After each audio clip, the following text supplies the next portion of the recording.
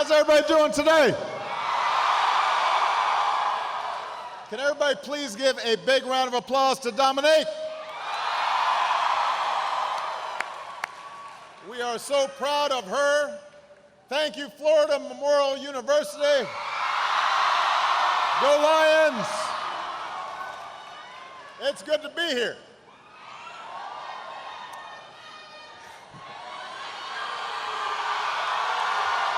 Love you back. Well, I love you back, you know that. You know who else I love? We've got a bunch of elected officials here today, including some of your outstanding representatives. Frederica Wilson is in the House. And your next United States Senator, Patrick Murphy.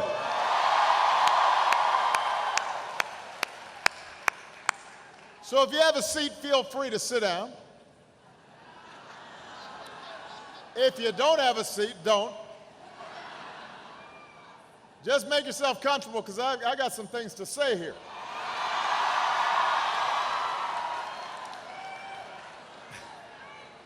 So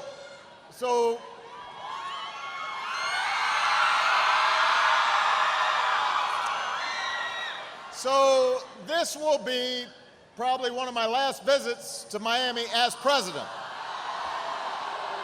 No, don't worry. Don't worry, I'm going to come back, but I won't be president so I can have more fun. But this is how things work in a democracy. I'll talk about that later, too, how things are supposed to work in a democracy. Michelle and I only get an 8-year lease on the White House. You know, we rent, we don't own. And right now we're making sure we haven't broken anything, that Bo and Sonny haven't ruined any carpets. You know, we had been marking off how tall Malia and Sasha were getting on the wall, but now we got to erase it because we want our security deposit back. But obviously, it has been one of the great honors of my life, the great honor of my life, to serve the American people. And look, the truth is I couldn't have done it without Florida. Florida's always been good to us. I remember campaigning here in Miami in the closing days of a tough campaign 8 years ago. And we had been living through 2 long wars. We were about to enter into the worst economic crisis of our lifetimes. On issues like health care and issues like climate change, we hadn't really been doing anything. We had just been kicking the can down the road. And I told you then when I was campaigning, I told you I wasn't a perfect man and I wasn't going to be a perfect president, but I told you I would work as hard as I could every single day on your behalf, that I would fight for you to make life a little bit easier for working families all across this country.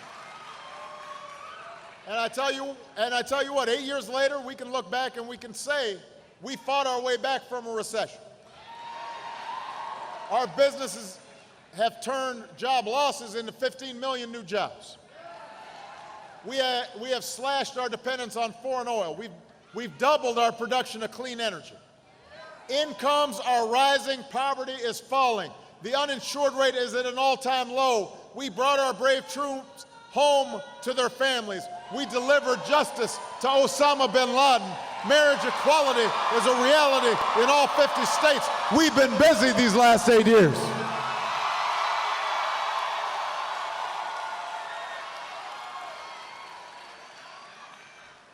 By every measure, our country is stronger and more prosperous than when I came into office. But all that progress is at stake if we don't do the right thing these next 19 days. I know there's some folks who are talking about how terrible America is. But you know what? I've been to all 50 states as your president. And see how great America is right now. I see folks working hard, starting their own businesses. I see teachers reaching into their own pocket to make sure our kids are getting the education that they need. I see doctors serving the poor and coming up with new cures. I see our men and women in uniform, our cops and first responders running towards danger, working to keep us safe. I see the patriotism of young activists who are troubled when things don't go the way they should and call on us to live up to our highest ideals. I see all of you, Americans of every faith and every race and every region of the country, who know that we're stronger together. Young and old, men and women, black, white, Latino, Asian, Native American, people with disabilities or not, all pledging allegiance to the red, white, and blue. That's what I see about America. That's the America I know. That is the America I know, and there is only one candidate in this race who has devoted her life to that better America. The next president of the United States, Hillary Clinton.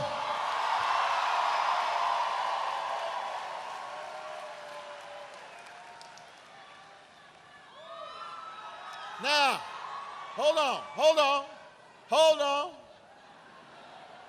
See, that's one of the things I love about Florida. It's always a rowdy crowd.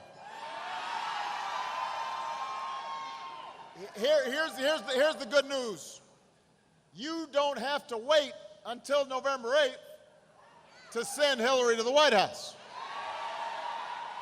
You don't need to wait until November 8th to send Patrick Murphy to the United States Senate. You can vote early, starting this Monday.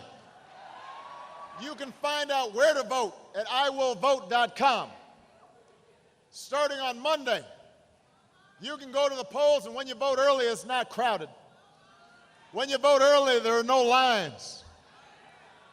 When you vote early, you can kind of do it on your lunch break. You can do it at your own leisure. You can take your time. But starting Monday, you can reject somebody who proves himself unfit to be president every single day in every single way. You can reject his dark, pessimistic, fear-mongering vision of a country where we turn against each other and turn away from our role in the world. And instead, you can choose as qualified a person who has ever run to lead this country. You can affirm the America we know, a country full of optimism and courage and generosity and hope, a country where we look out for each other and don't turn on each other. That's the choice that you can make starting on Monday right here in South Florida. I've said this before, there's nothing that can completely prepare you for the job of being president of the United States. You know, that first day after you get sworn in and they walk you in the office, and then everybody leaves and you're in the office, and you're looking around thinking, man, now what? But here's the thing, Hillary Clinton, she's been a first lady, she's been a senator, she's been my Secretary of State, she's been in the room when tough decisions were made. She knows how those decisions can affect a veteran or a soldier or a kid who needs a great education or a worker who's fighting for a good job or a raise or a decent retirement.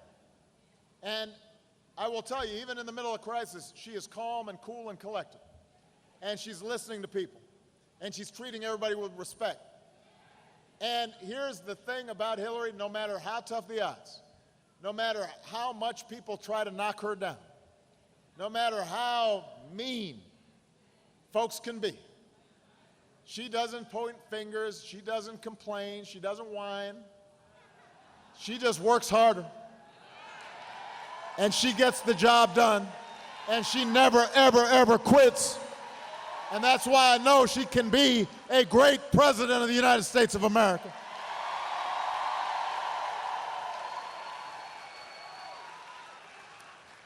And the other thing is, She actually knows what she's talking about. She's actually done her homework. So she's got real plans to address what she's heard from you. Specific ideas to invest in new jobs, to help workers share in companies' profits, to reduce inequality, ideas to help kids have access to preschool and help students go through college without taking on a ton of debt. She was just here in Miami last week talking about what she was going to do to fight climate change. And then she proposed a child tax credit that would help millions of families. I mean, she loves this stuff. She's just reading her briefing book all the time. She's not watching TV. She's not watching the reality TV. She's not participating in reality TV. She's doing the work, and that's what you want from a president of the United States of America.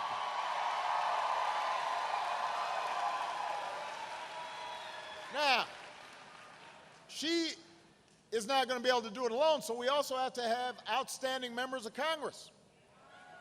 And Patrick Murphy, when he's your United States Senator, he's going to be doing his work. In fact, unlike his opponent, he actually shows up to work.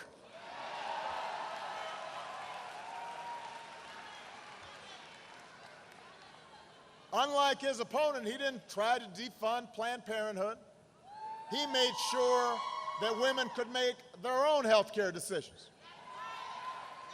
Unlike his opponent, he didn't walk away from Florida's Hispanic community when the politics got tough. He fought for comprehensive immigration reform and a pathway to citizenship. Unlike his opponent, Patrick actually believes in science and believes in the effects of climate change. Just the other night in their debate, Marco Rubio did not accept that sea levels are rising, and if you're watching TV or you are going down some of the blocks right here in Miami in the middle of a sunny day and you see the ocean coming up through the streets, how can you deny what is right in front of you? I thought he was from Miami.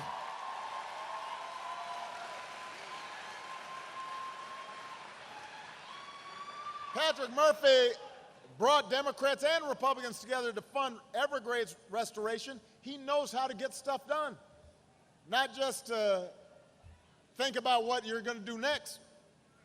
And as your next senator, he'll fight for this planet for future generations. The point is, you deserve leaders who show up to work, who do their homework, who care more about you than about just hanging on to their job, who will have your back. That is who Hillary Clinton is. That's who Patrick Murphy is. They will always be there for you, and that's why you got to be there for them starting Monday when you go early vote.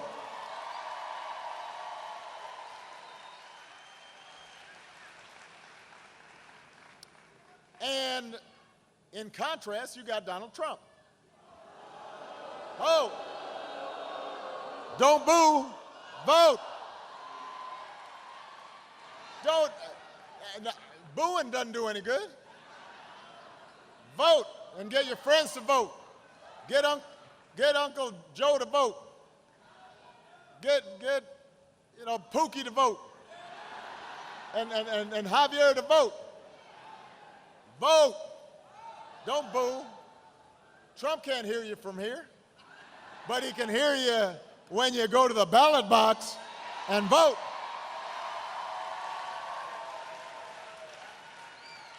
I know Trump hangs around here in Florida, but I don't think he represents the values of Florida. Here's a guy who repeatedly stiffs small business owners and workers who've done work for him. In fact, he thinks that's smart. Just don't pay him, and then let him try to sue. This is a guy who doesn't release his tax returns. First presidential candidate in decades who won't release his tax returns. And it's either because he's not as rich as he says he is,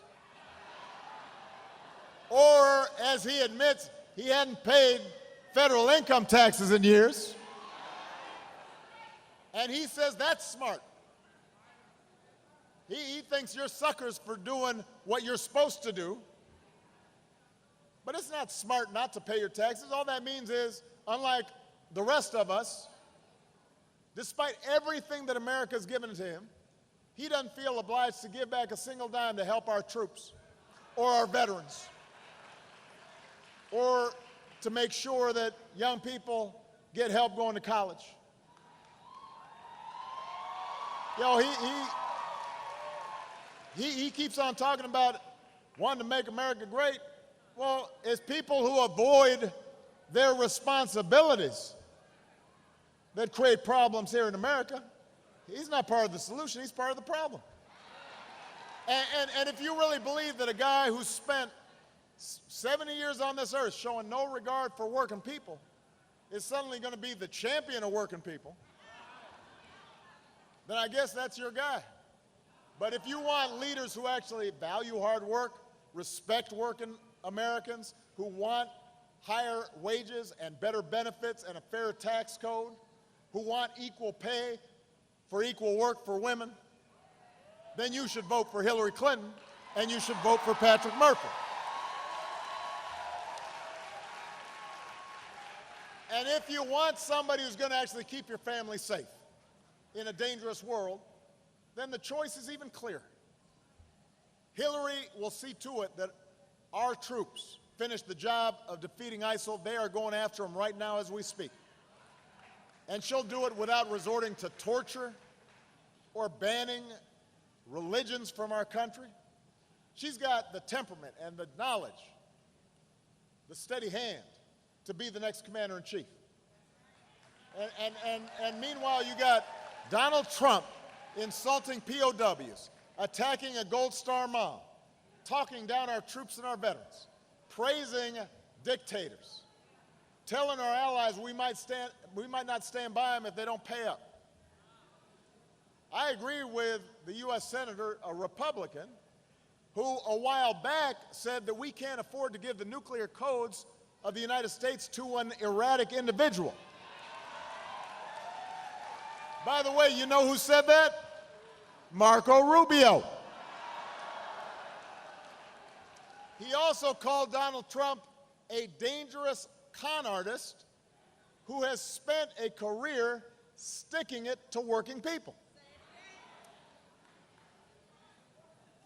You want me to say it again? He said, Marco Rubio said this was a dangerous con artist who spent a career sticking it to working people. Now, that begs the question, since we're in Florida, why does Marco Rubio still plan to vote for Donald Trump? Why is he supporting Donald Trump? I mean, we know, look, I know a lot of Republicans, voters, just ordinary folks, your neighbors, your friends. You know, most of them don't think the way Trump does. And there are legitimate differences between the parties, but, you know, there has to be a point where you stand for something more than just party or more than just your own career. And here's the thing. Trump didn't come out of nowhere now. For years, Republican politicians and far-right media outlets have just been pumping out all kinds of toxic, crazy stuff. I mean, first of all, there was the whole birther thing. Then they started saying climate change is a Chinese hoax. And according to them, I'm power enough to cause these hurricanes, and I'm about to steal everybody's guns in the middle of the night and declare martial law, but somehow I still need a teleprompter to finish a sentence. So they've been saying crazy stuff, and there are a lot of politicians like Marco Rubio who know better, but they just look the other way because they figured, you know what, if we can just stir folks up and think that Barack or Hillary or others are doing all these terrible things we're saying they're doing, that's going to help us get votes. And so we'll just oppose anything that they're trying to do. And maybe we'll end up having more power in Washington. And so they just stood by and said nothing, even though they knew better, while their base actually started believing some of this stuff. I say all this because Donald Trump didn't start all this. Like he usually does, he just slapped his name on it, took credit for it, and then promoted the heck out of it.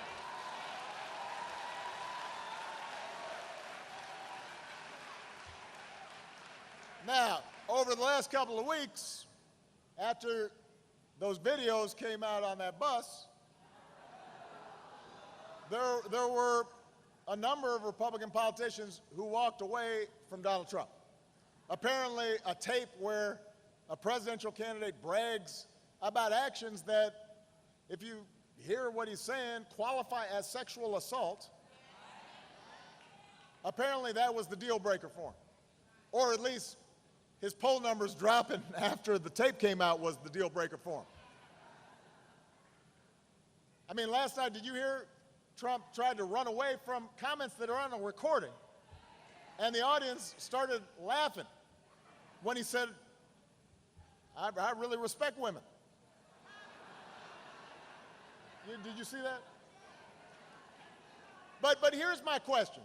My question is, why would it take this long for Republican senators and Republican congressmen and Republican governors and state reps and state senators, why would it take you this long to figure out that Donald Trump shouldn't be president? If you've made a career of idolizing Ronald Reagan, then where were you when your party's nominee for president was kissing up to Vladimir Putin, the former KGB officer?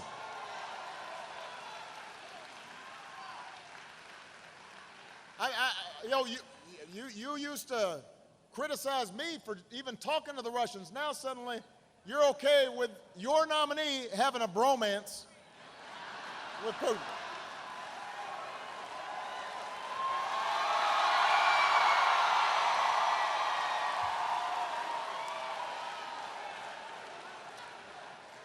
If you come from a family of immigrants, like almost everybody here does unless you're Native American, where were you when your party's nominee for president called immigrants criminals and rapists? If you say you love the Constitution, in fact, you say, oh, Obama's overreaching with his executive actions, he's violating the Constitution, should be impeached.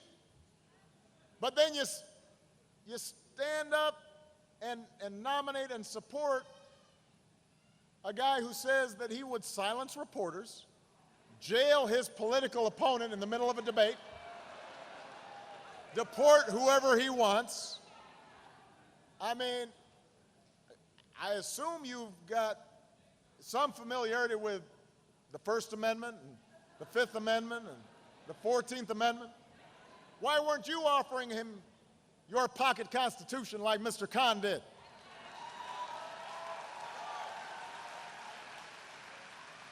If you're a Republican official or leader out there and you've run for office on family values, why wouldn't you walk away from him months ago when you heard your nominee for president call women pigs and dogs and slobs and grade them not for their character or their intellect, but on a scale of 1 to 10?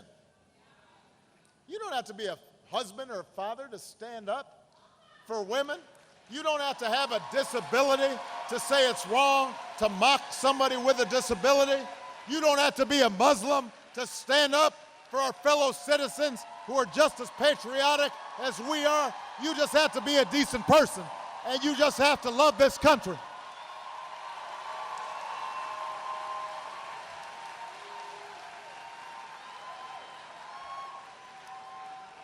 So I don't give a lot of credit for folks who are just now trying to walk away from Trump. Although I will say I'm even more confused by Republican politicians who still support Donald Trump. Marco Rubio is one of those people. How does that work? How can you call him a con artist and dangerous and object to all the controversial things he says and then say, but I'm still going to vote for him? Come on, man. Come on, man. You know what that is, though? It is the height of cynicism. That's the sign of somebody who will say anything, do anything, pretend to be anybody just to get elected. And you know what? If you're willing to be anybody just to be somebody, then you don't have the leadership that Florida needs in the United States Senate. That's not the leadership you need. That's why you got to vote for Patrick Murphy. That's why you got to vote for Hillary Clinton. That's why you got to start voting early on Monday and go to iwillvote.com. Because let me tell you, there's only one way we lose this election, just one, if we don't turn out to vote. Only way. We got to do it big. We got to leave no doubt. Because you notice the Donald's already whining that the vote's going to be rigged before the game's even over. We're just starting to vote now. He's already like, oh, the game's rigged. Except today he said, of course, it's not rigged if I win. I mean, and by the way, I will say, all the Republicans have, not all, but most, have acknowledged there's no way to rig an election in a country this big. I don't know if Donald Trump's ever been to an actual polling place where you have Democrats and Republicans who are in charge of taking the votes. But, you know, he doesn't even worry if what he says is true. This is just about him worried that he's losing. Which means he really doesn't have what it takes to hold this job, because I will tell you, there's a lot of time in this job where things don't go your way. And when you suggest, but I've made this point before, I want to repeat it here. This is more than just the usual standard lie. Because when you suggest rigging or fraud without a shred of evidence, when last night at the debate, Trump becomes the first major party nominee in American history to suggest that he will not concede despite losing the vote, and then says today that he will accept the results if he wins, that is not a joking matter. No, I want everybody to pay attention here. That is dangerous. Because when you try to sow the seeds of doubt in people's minds about the legitimacy of our elections, that undermines our democracy. Then you're doing the work of our adversaries for them. Because our democracy depends on people knowing that their vote matters. That those who occupy the seats of power were chosen by the people. Even when your preferred candidate loses, even when you are the one who's running and you lose, you've got to see the bigger picture and say that here in America, we believe in democracy and we accept the will of the people. So I'm telling you, Florida, your vote does matter. Your vote does count.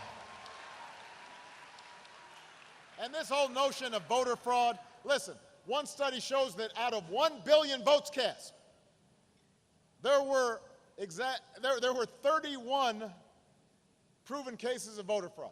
31 out of a billion. You are luckier to get, you are much likelier to get struck by lightning than to have somebody next to you commit voter fraud. You'd win the Powerball.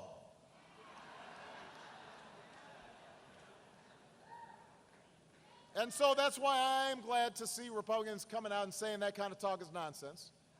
I mean, after all, in Florida here, you've got a Republican governor. Well, don't boo. Booing gets you nowhere. You got Republican governors in battleground states like Ohio and North Carolina and Georgia and Nevada and Iowa and Texas and Arizona. Are they all in on this rigging? They're not going to rig the election for Hillary Clinton. Even Marco Rubio says there's no rigging of the vote, which I'd like to give him credit for, except he's refuting the dangerous and unprecedented claims of a candidate he says he's still going to vote for. Which just gives you one more bit of proof that Marco seems to just care about hanging on to his job. Patrick Murphy cares about you. Listen, I've lost an election before. It is no fun. Winning's better. But when you lose, you congratulate your opponent. And you look inside yourself and you figure out, what did I do wrong? And then you work harder and you try to win the next time. That's how democracy works. That's what real leaders do. Democracy is a challenge, and it's supposed to be. But you can't just look out for yourself and look out for your own best interests. You got to look out for America's best interests. Not just when it's easy, but when it's hard. And that's what Patrick Murphy understands. That's what Hillary Clinton has done her entire life. She knows that in this big, diverse country, democracy can't work if all we're about is trying to destroy somebody in the other party, if we demonize each other, if we block Supreme Court appointments, not because that's how it's supposed to work, but just because we didn't win. She knows that issues aren't black or white, that progress requires compromise. Even when you are 100% right, you still got to compromise in a country like this. She knows that nobody's perfect, but at least we should all try to conduct ourselves with the same decency and generosity and big-heartedness that we try to teach our own kids. And you know what? That kind of steadiness, that kind of responsibility, that attitude of just doing the right thing, it doesn't always grab headlines. Our politics can't always just be boiled down to a tweet. And I know in this election season, sometimes politics has seemed cheap and trivial and frustrating. But right now, I am here to tell you, you've got a chance to reject that kind of politics. You can reject divisive politics. You can reject mean-spirited politics. You don't have to let this country go backwards. You have a chance to move it forward and elect a woman, the first female president who has spent her entire life trying to make this country better.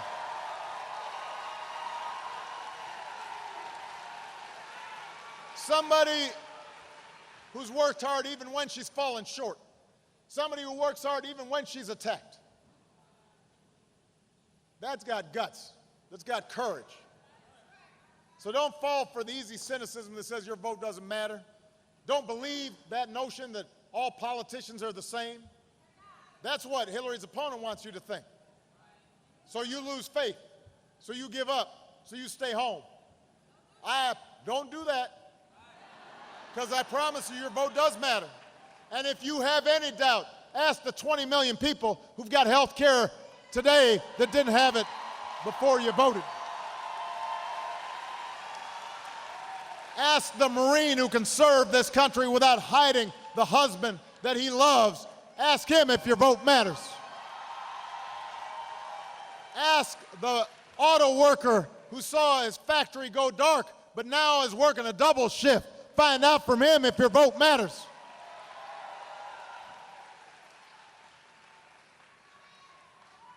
I just came from Miami-Dade College, and they've got students from about 100 different countries. Ask all those young immigrants, those DACA kids who've earned an opportunity to stay and study and become doctors and lawyers. Young people just like Dominique, just as talented as Malia and Sasha, who now have a chance to contribute to this country that they love just as much as anybody. Ask them if your vote matters. They know it does.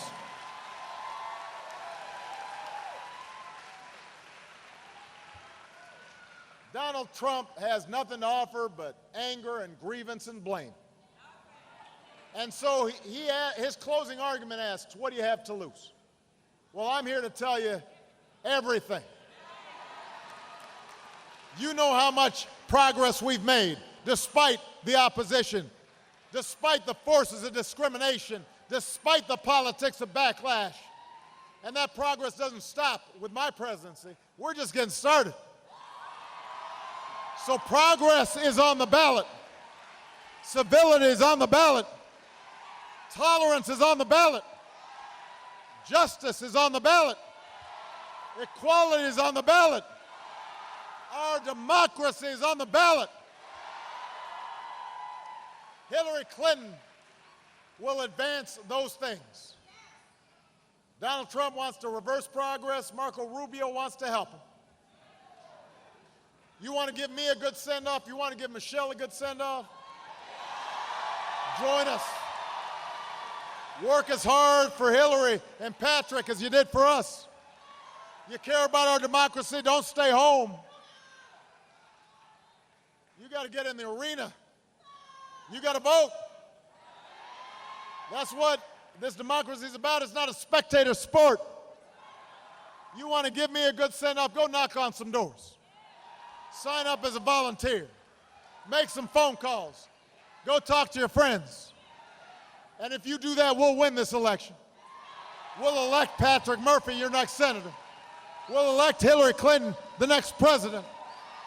We'll show our kids and the rest of the world why America remains the greatest nation in the world. Thank you, Miami. God bless you. God bless the United States of America.